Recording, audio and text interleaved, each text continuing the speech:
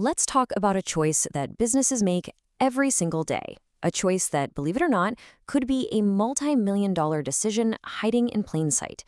No, we're not talking about marketing or sales. We're talking about the very foundation of your company's tech, the operating system. This is Windows versus Ubuntu.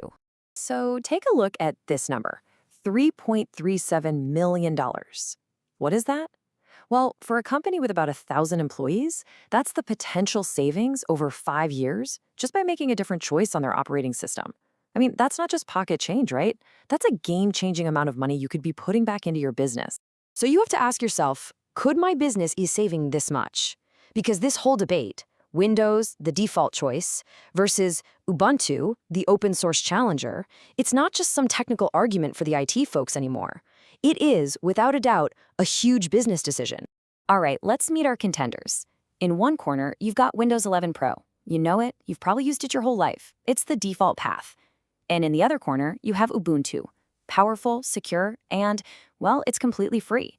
It's the strategic alternative that's really starting to make waves. So let's get right down to it. Let's talk about the money. We're going to dig into what's called the total cost of ownership. And this isn't just the price tag you see at the store. Oh no. This is everything. Licenses, software subscriptions, support, the whole shebang, all tallied up over 5 years. And wow, the difference is just staggering. For that same 1,000-person company, sticking with Windows 11 Pro is going to cost you nearly $6 million over 5 years. Now, switch that same company to Ubuntu, just $2.6 million. That is a massive difference of over $3.3 million. So where on earth is all that money going?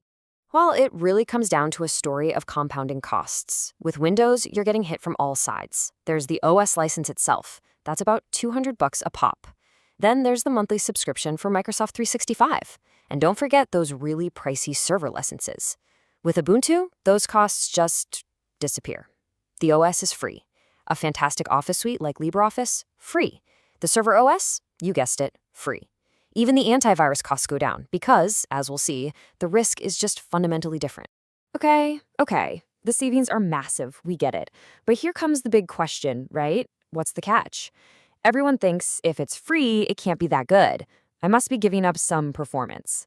Well, let's actually look at the data. You know, efficiency starts at the most basic level. Just sitting there doing nothing, Windows 11 is eating up to 3 gigs of your computer's memory. Ubuntu, it uses less than half of that. And what that means for you is more power, more memory available for the things you're actually trying to do. All those browser tabs, your spreadsheets, you name it. In that efficiency, it translates directly into real-world speed.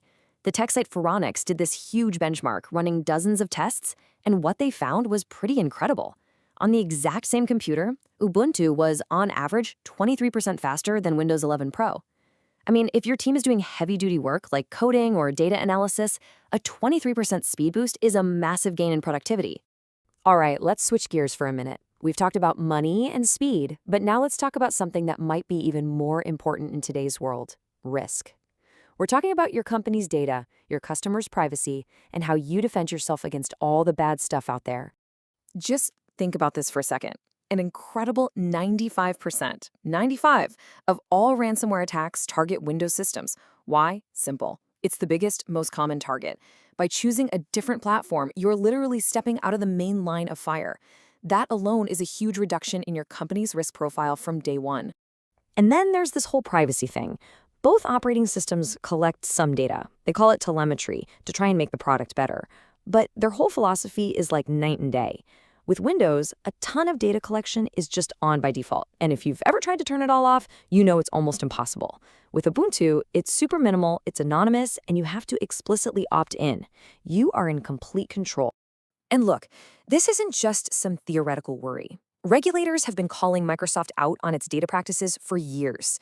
We're talking formal warnings in France, a 60 million euro fine for cookie violations, and just recently both EU and Austrian authorities have ruled that Microsoft 365 violates GDPR data protection laws. You see a clear pattern of privacy issues here that you just don't see with Ubuntu. So let's just put it all together. We have a system that costs millions more, is often slower, and comes with way higher security and privacy risks. So the logical question is, why isn't everybody switching? Well, it usually boils down to a few common worries, and the first one is always about compatibility.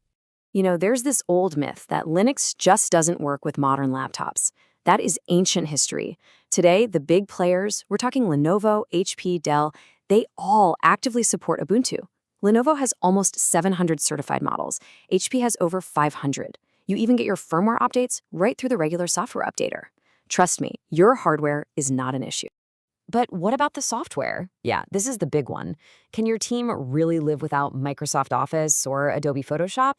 Well, for the vast majority of business work, the answer is a huge yes. The open source world has built some incredibly powerful, mature alternatives for pretty much everything you can think of, from Word documents to complex graphic design. And that learning curve you're probably worried about? It's not nearly as steep as you think. In fact, studies show that 80% of people who make the switch feel just as productive on the new tools within 1 week. 1 week. The core ideas are all the same, and honestly, for most people, the transition is surprisingly smooth. So how do you even begin to think about this? Well, you don't have to rip and replace everything overnight. There's a really smart, low-risk way to do it. First, just figure out what software is absolutely critical for your business. Then, see if there are any real blockers, any apps that just don't have an alternative. And then, here's the key. Launch a small pilot project. Give Ubuntu to one team, let them kick the tires and see what they think. So, I'll just leave you with this final thought. Knowing that you could save millions of dollars, get a real performance boost, and dramatically lower your security and privacy risks, what's really stopping you from at least asking the question? The numbers are just too big to ignore.